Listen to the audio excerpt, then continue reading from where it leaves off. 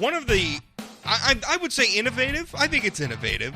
One of the things that the state of North Dakota has done, and the state of South Dakota has done, is they adopted a North Dakota-based company's product, their app, to their technology, I guess, to try and help with the response to coronavirus, to the COVID-19 pandemic. Well, obviously one of the things that public health officials want to do to try to understand how this thing spreads is if somebody comes up and they're sick, right, they get tested positive, they want to be able to go back. It's a very important part of epidemiology is interviewing the person who's sick and say, okay, where did you go? Where did you maybe get it? Where's there a potential outbreak? Are there other people we could let know? Hey, you came in contact with somebody who was positive, and maybe you need to quarantine yourself for a while to help stop that. I mean, there's all sorts of useful ways to use that data in the current situation.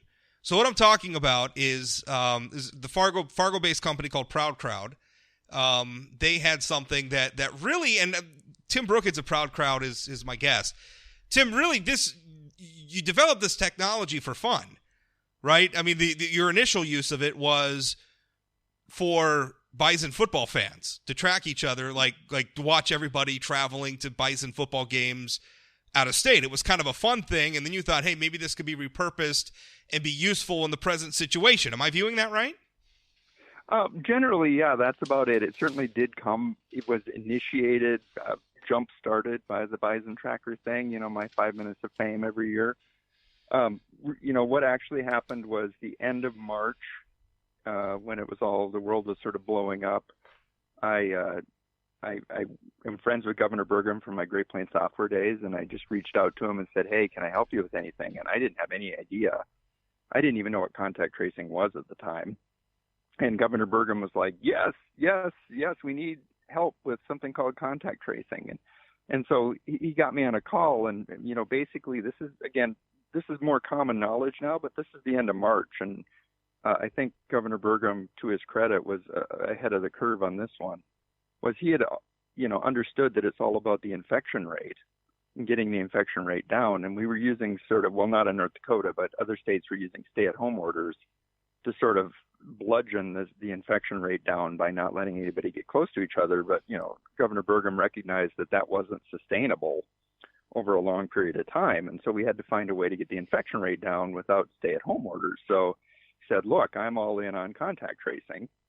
And also, of course, aggressive testing, though there's constraints on the availability of tests, right? But the idea is you test really hard, you find people are positive through your testing, and then you quickly find out everyone they've been around and try to nip it in the bud. Basically, it's all about finding out where is the virus so that we can tailor public policy to where the virus is instead of having these sort of very broad policies that impact everybody, including a lot of people who aren't anywhere near the virus. Is that fair to say? Yeah, exactly. I've heard Governor Burgum use the metaphor of stay-at-home orders are the shotgun, and contact tracing is the rifle. Yeah. So I think that's obviously the way. And the way, because contact tracing, epidemiologists do this all the time, but a lot of times what they have to rely on is the infected person's memory. So they're basically they're interviewing somebody who may, by the way, be kind of sick. Like not feeling very good when this interview is taking place, and they're trying to remember all the places they've been. And I can tell you, I sometimes have trouble in my very best, state, like not sick, feeling fine. Yep. I'm going to have trouble probably. I'm going to forget things, places I was or wherever.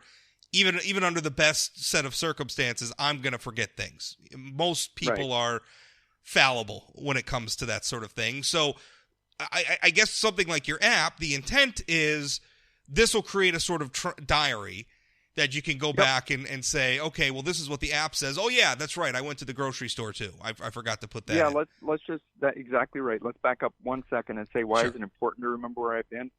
Basically, if you test positive, your test results, lab results show up in a central system called Maven at the State Department of Health. And they, of course, because it was a medical test, they have all your contact info, and they immediately contact you. And you go through like a 90-minute call, basically. And the first question they ask you is, give me names of people you've been around. And, of course, you can name your immediate family, and maybe your friends. But, in modern life, especially once the economy reopens, you're around a ton of people who you don't know who they are. So the second question they ask is, where have you been? And let me give you an example.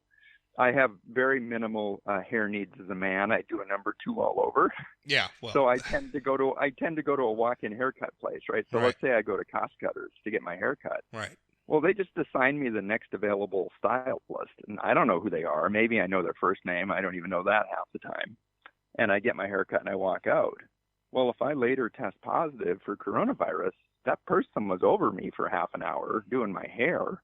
And so we need to find them. And so if I don't know their name, but if I can remember I went to Cost Cutters, the contact tracer, it's an investigative process. They will actually take that knowledge of the Cost Cutters and they'll actually call Cost Cutters and they'll figure out which stylist did my hair, and they'll get that person on the phone and explain to them, you need to be tested, you need to self-quarantine, whatever the steps are. So remembering where you are is super important. So essentially, that's where the aid. Now, last week there was some controversy over your app where a firm, I guess I've heard them described as a privacy research firm or whatever, they essentially promote an app, and I'm not that familiar with it, but they promote an app that will supposedly help you protect your data or protect your information from other services that may share it. They produced a quote-unquote study, and I'm very critical of journalists who we see a lot of. A very common form of this is we get these listicles all the time where some crazy named webs like NerdWallet or something like that, they'll put out a thing and it'll be like the drunkest states in America or whatever. And so they put this thing out, and really what they want to do is they want to give journalists who are always hungry for low-hanging fruit copy a way, to put something on their website. But by doing that, then you end up linking to their site, and it's a marketing gimmick is what it is. So, yep. like they are, the reporter will write, according to NerdWallet, or what, I'm picking on them. I don't know that NerdWallet's, yeah. I shouldn't maybe use their name, but this company which sells credit cards or which brokers insurance or something says that North Dakota is the 4th drunkest state, and then you link to their website and they get their name in the news, and it's marketing, right? So yep. That's essentially what this company was doing, is they were doing some marketing for their own app, which is a privacy app, and I don't want to besmirch them at all. I'm not familiar with their product at all. Maybe it's great, maybe it's terrible. I don't know. I have no knowledge of them really at all. But they put it out, and really it was marketing. It was marketing for their own app. I think that's the fair way to describe it. And they said that the Care19 app violated its own terms of service by sharing information with Foursquare, yep. among others. So describe a little bit what happened. I mean, what's your response to that? Yeah, well, the answer is we do not share our data with Foursquare. However, we do send data to Foursquare. Okay, I think a lot of people are going to hear that and think, what? What's the difference? Right. So the difference is that when you go somewhere, the phone tells us a latitude and longitude coordinate, right? Right. And people don't find that very useful to help them remember where they are, No. to give them a list of latitude and longitudes when they get sick. And so it's important that we actually tell them, you went to Cost Cutters. And so when we get a latitude and longitude, we need to do something called reverse geolocation, which is tell me businesses that are near this latitude and longitude. And there's a number of industry players that will do that. Apple does it, Google does it, Microsoft through Bing does it, and Foursquare is a major player. Obviously, their heritage and these sort of check into these places makes them very good at that. And so we use Foursquare as our processor. So when we get the location, we send that location to Foursquare, and they find the nearest business, and they send it back to us. So the security firm put us under a network sniffer and saw us sending that to Foursquare and them sending back that, you were at Cost Cutters. And, instead of saying we are sending data to them, proclaim that we are sort of sharing it and implied that, like, we're giving all our user data to Foursquare for them to use, which is, in fact, entirely untrue. They provide a service for us, but they don't take the data and spread it far and wide. No, in fact, they confirmed that they don't store it. As I understand, Foursquare basically they have a database that they have accumulated from their own from their own service, right? Like I used Foursquare briefly. I kind of didn't see the point. But a lot of people use it, and basically you go somewhere and you check in and you tell everybody you're at Starbucks or something. Right. So they have a big database of, okay, well, this is where Starbucks is, or this is where the grocery store is, or this is where this restaurant is. And they make access to that database for other developers. They have like a free program where someone like you could say, okay, well, I have this app, and it would be very useful to assign actual place names to these GPS coordinates that my app is producing. Foursquare allows us to do that, so we're just using their database to look up business names. Right. Okay. Yeah, and basically, why am I, why wouldn't I share our data with our users, right? And I think that's worth covering. Well, first and foremost, reason number one is it's not legal. We legally binding contracts with the state of North Dakota and South Dakota that were reviewed by the state attorney general that exclusively prohibit me from sharing resident data with third parties, right? And so that being illegal should be enough, but I'll continue. The second reason you've noted quite a few times actually, and absolutely correct, is it's not worth anything. I mean, I have 60,000 users across North Dakota and South Dakota. That's a rounding error as far as data goes. I mean, Facebook has 1 billion users a month, and Twitter and Snapchat and all of the big names, they're all 100 to 500 million a month.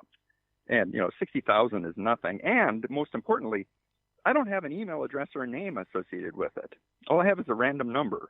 And so, I go try to sell something. It says, hey, here's a person. I know they go to Starbucks, but I don't know who they are, and I don't know how to contact them.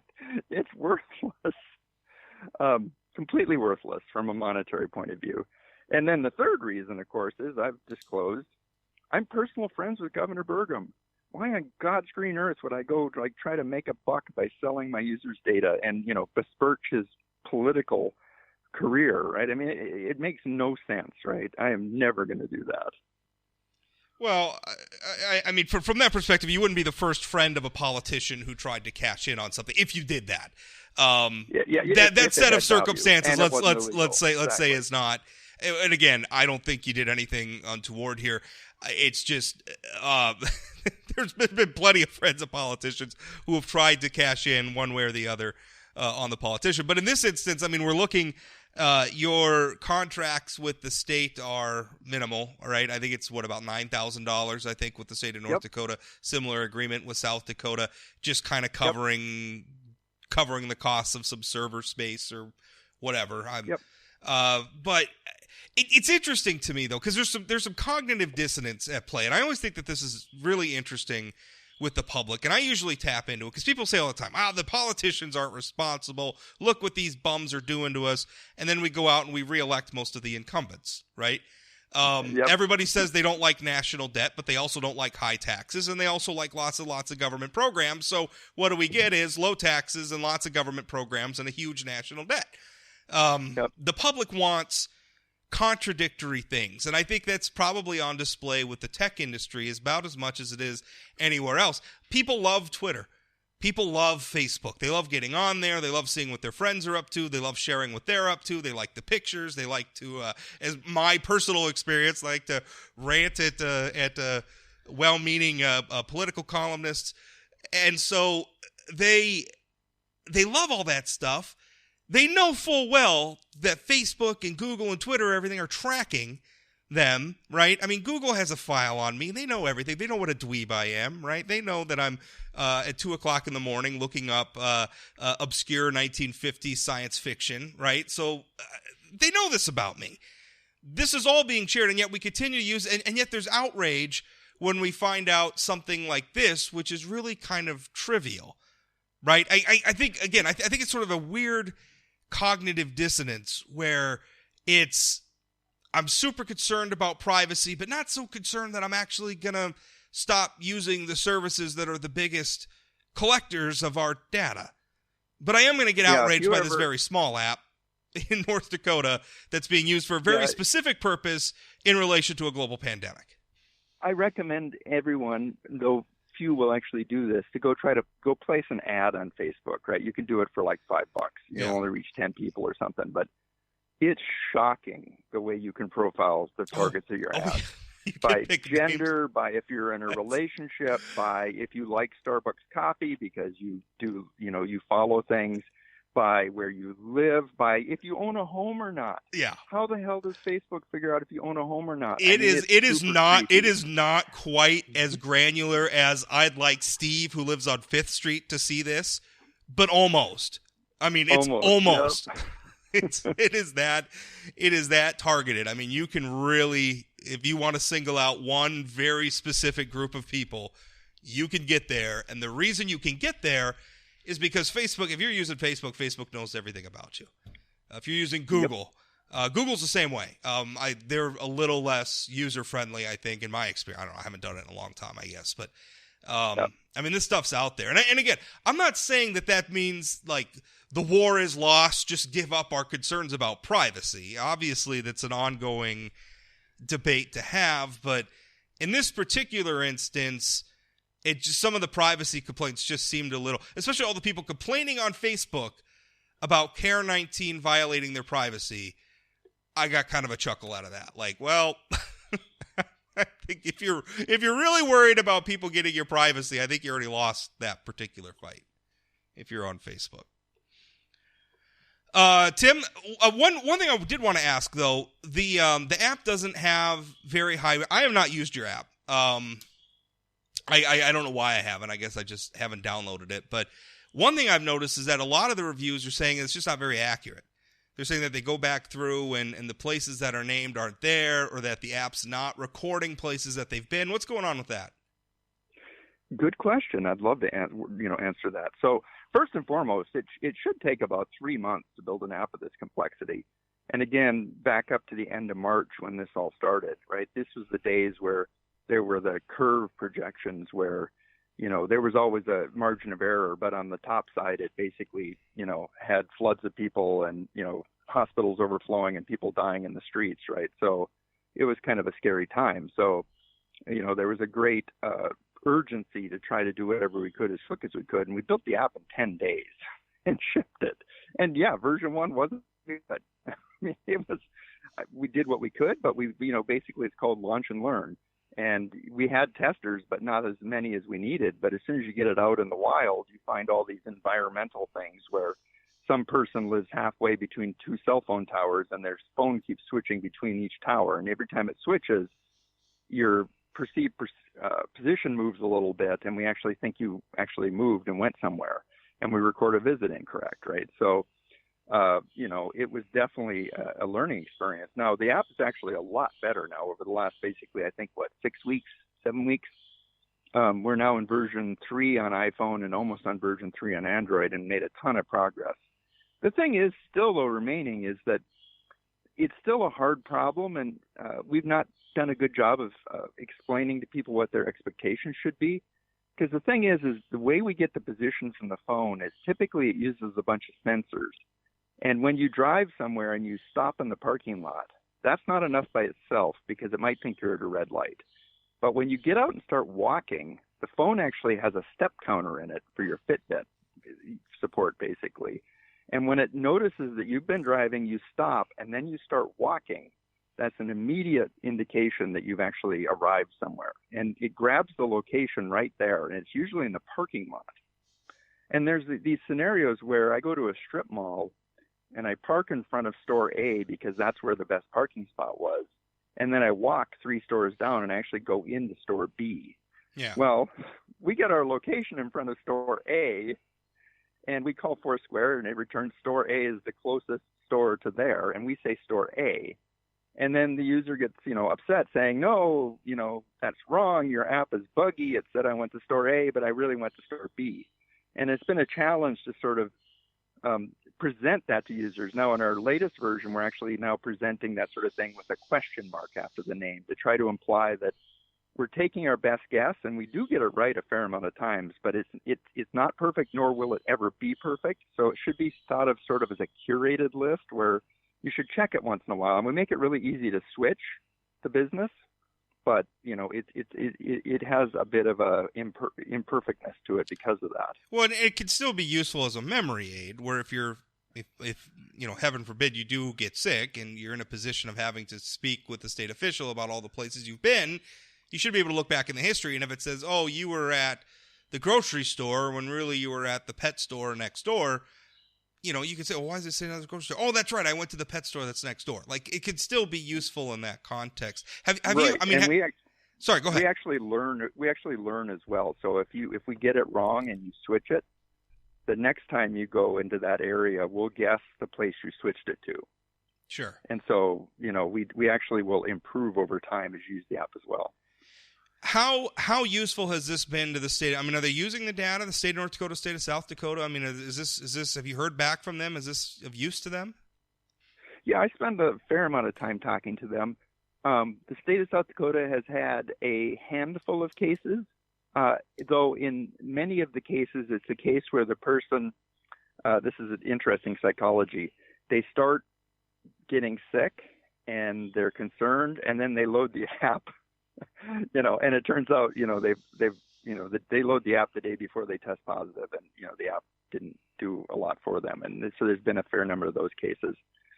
I think the number one is we just have a really low usage rate, right? We're about 5% of the population, and so and North Dakota doesn't have that many positives, so it's been sort of a minimal help so far.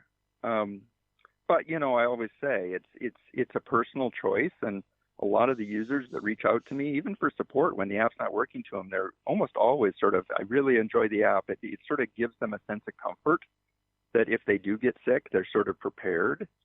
And if a lot of people use it, just like having the app, they like it and they want it, and if it helps one person, it's worth it. It's this sort of old line. Well, I think that answers all the questions, Tim. Any future development coming on the app, or is it? I mean, you're continuing to refine it and use it as time goes on? Yeah, we continue to refine it. We're significantly better on iPhone right now than Android. Android's a tough one because every manufacturer out there modifies Android, and so it's a very fragmented ecosystem. So the app can work well for many people, and then somebody else has got some weird track phone or something, and it doesn't work, and then you got a problem. Android's a bit of a work in progress. I use Android. I'm all in on Google. I use G Suites. I'm Google owns me. Yeah. I've just made my best defense against all the spying is that I just don't do anything all that interesting, really. So I don't. Well, and I have a Pixel 3 XL, and it works great on there. That's exactly the phone that I have. Yeah. Yeah, but you get the the Rising Dragon phone that somebody bought at the Quickie Mart or something, and then it's got a problem. And so we're working on that. The other thing we're working on is there's another class of app coming out from Apple and Google called the Exposure Notification API, which is this thing where if you get within 6 feet of someone else who later tests positive, it can warn you. So that's coming down the pike here in a few weeks. That hopefully we'll get that out. But that will be a separate app. Wow. That is that would be really interesting. But yeah, and again, all of this stuff is getting shared anyway. I mean, I don't want to be dismissive of that, but what you were just talking about with the grocery store, whenever I go in, because I use the Google Pay thing, I think it's great. Like I just tap my phone and at the grocery store or whatever. But Google's always reminding me of places that they're like, oh, you're at this business. They take Google Pay here, right? Like, well, how does Google know that? Well, because they're already tracking everywhere I go. We actually, on Android, it's called the Visits API, or the Activity Transition API, and it's the same API they use to put those notifications out that we hook into. I mean, we have a little bit of secret sauce on top of it, but yeah, it's already being done. We just hook into it. Well, Tim, thanks for your time. Certainly appreciate you talking about this, and thank you. You bet. Reach out anytime, Rob. Thanks.